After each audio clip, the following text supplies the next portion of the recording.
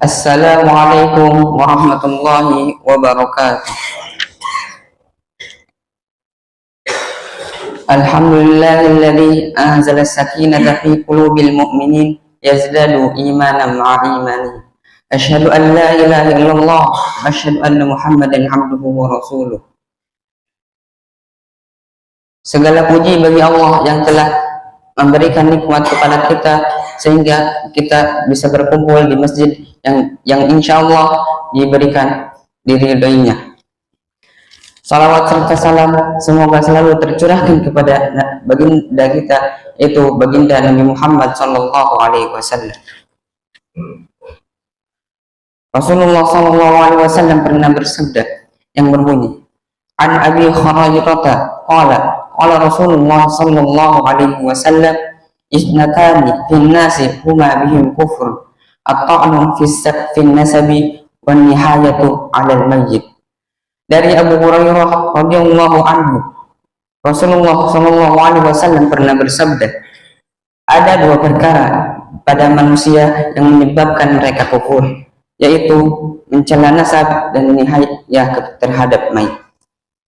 Banyak kita saksikan di masyarakat ketika musibah kematian menimpa suatu keluarga, anggota keluarga yang ditinggalkan, khususnya kalangan wanita ataupun orang-orang dekat dengan si mayit, meratapinya dengan menangis beraung-raung, berteriak serta menghitung-hitung kebaikan orang yang meninggal tersebut. Meratapi mayit dengan menangis beraung-raung inilah yang dikenal dengan istilah niyayah. Imam An-Nawawi rahimahullah berkata, ketahuilah bahwa nihayah adalah mengeraskan suara dengan menghitung-hitung kebaikan mayit. Ada juga yang mengatakan menghitung-hitung kebaikan mayit adalah menangis dengan menghitung-hitung kebaikan para mayit. Para sahabat, yaitu para ulama Syafi'iyah, pernah mengatakan haram hukumnya mengeraskan suatu suara dengan menangis secara berlebihan. Adapun menangisi mayit dengan tanpa menghitung-hitung kebaikan mayit dan tanpa mengeraskan suara maka tidak haram. Bersedih saat mendapat musibah kematian orang yang dicintai merupakan keadaan yang lumrah bagi setiap orang. Yang menjadi masalah adalah ketika kesedihan itu diungkapkan dengan cara yang tidak semestinya, yang menunjukkan ketidaksabaran dalam menerima musibah tersebut. Suatu saat Rasulullah SAW dan beberapa sahabatnya pernah menjenguk Sa'ad bin Ubaidah yang ketika itu sedang dirundung kesedihan seluruh keluarganya. Melihat suasana sedih, Nabi Muhammad SAW bertanya, apa dia sudah meninggal? Jawab keluarganya, belum ya Rasulullah. Kemudian Nabi SAW menangis. Para sahabat pun ikut menangis. Kemudian Nabi SAW bersabda, tidakkah kalian mendengar bahwa Allah tidak menyiksa disebabkan teteskan air mata atau kesedihan hati, namun Allah menyiksa atau merahmati disebabkan ini. Beliau beri isyarat kepada lidahnya, sesungguhnya mayit tersiksa disebabkan tangisan keluarganya kepadanya. Hadis riwayat Bukhari nomor 1304 dan Muslim 924. Allah Subhanahu wa taala berfirman di dalam surat Al-Baqarah yang berbunyi, "Wala nabluwannakum bisyai'in minal khaufi wal ju'i wa naqsin minal amwali wal anfusi was samarat wa basyiris sabirin." Yang artinya, dan kami pasti akan menguji kamu dengan sedikit ketakutan, kelaparan, kekurangan harta, jiwa dan buah-buah, dan sampaikanlah kabar gembira kepada orang-orang yang sabar. Surat Al-Baqarah ayat 155. Allah Subhanahu wa taala juga berfirman yang artinya setiap yang bernyawa akan merasakan kematian.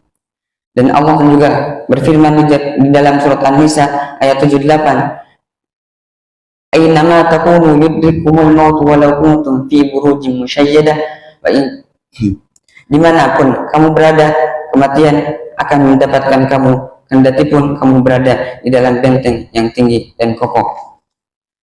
Dan sebagaimana kita ketahui, kematian tidak mengenal umur, kematian juga tidak mengenal waktu, dan seseorang akan mati dengan kebiasaannya.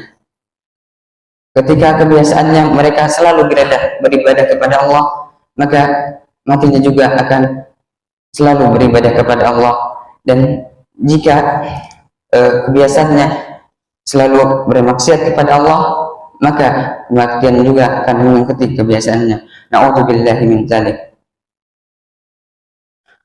Mari kita berlindung kepada Allah dari keburukan meratapi mayit dan keburukan su'ul khatimah.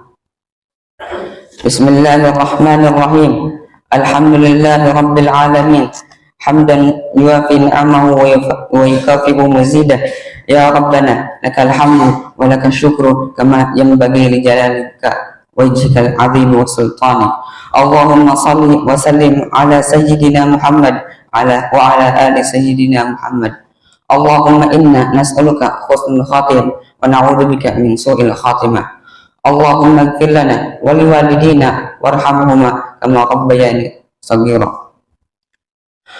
Rabbana ighfir lana wa liwalidina wa lil mu'minina yawma yaqumul hisab. Ya Allah yang Maha Besar dan Maha Kuasa, kami memohon kepada Engkau ya Allah untuk para musyrik, pemberi wakaf, orang tua asuh, donatur, pembina dan pengurus yayasan, pengurus kompleks, bapak ibu jamaah salat subuh Masjid Zaratul Abrar dan umat muslimin dan muslimat. Diampuni dosa-dosanya, dosa besar, dosa kecil, disengaja ataupun tidak disengaja. Diberi hidayah agar dapat melaksanakan semua perintahmu dan meninggalkan semua laranganmu. Diberi kesehatan agar istiqomah dalam melaksanakan ibadah baik yang wajib maupun yang sunnah. Diberi rezeki yang luas dan berkah agar mau berbagi kepada anak yatim dan duafa dan perjuangan Islam. Diberi kemampuan bisa bersabar jika menerima musibah dan pandai mensyukuri kenikmatan. Diberi keturunan yang qurrata a'yun, keturunan yang saleh dan salehah. Rabbana atina fid dunya hasanah wa fil akhirati hasanah wa qina adzabannar.